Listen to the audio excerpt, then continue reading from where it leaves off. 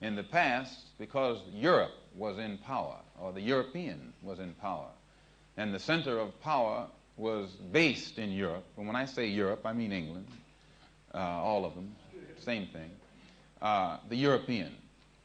The European, being in the position of power, had one yardstick. He didn't use anybody else's yardstick. His yardstick was the yardstick. His definition was the definition. What he said was all there was to be said. The non-Europeans weren't in a position to say anything. They weren't in a position to use their own brain and come up with their own definition. They weren't in a position even to bring their yardstick out of the closet.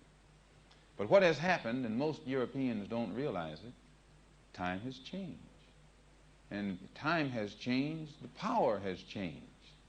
Wherein all the power used to be centered in Europe, it's not centered in Europe anymore. It has divided itself up and is centered in different parts of this earth today. Much of it is in Asia. Much of it is in Africa. It has shifted. And as the people in Africa and Asia get some power of their own, they get a mind of their own. They start seeing with their own eyes and listening with their own ears and speaking with their own mouth and coming to definitions from their own brain. The European definition now isn't necessarily the definition.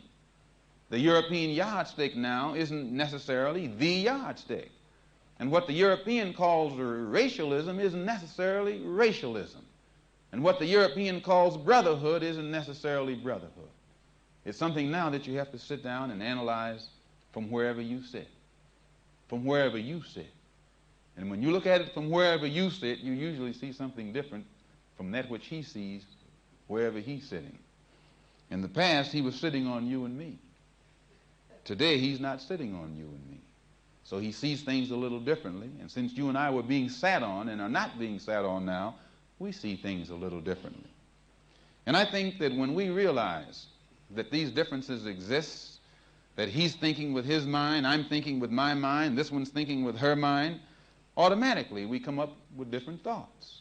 When we respect each other's right to analyze things with our own mind and from our own point of view, then we won't clash as violently as we will clash if we think all of us are going to do this together, that together, or what you call racialism is what I call racialism.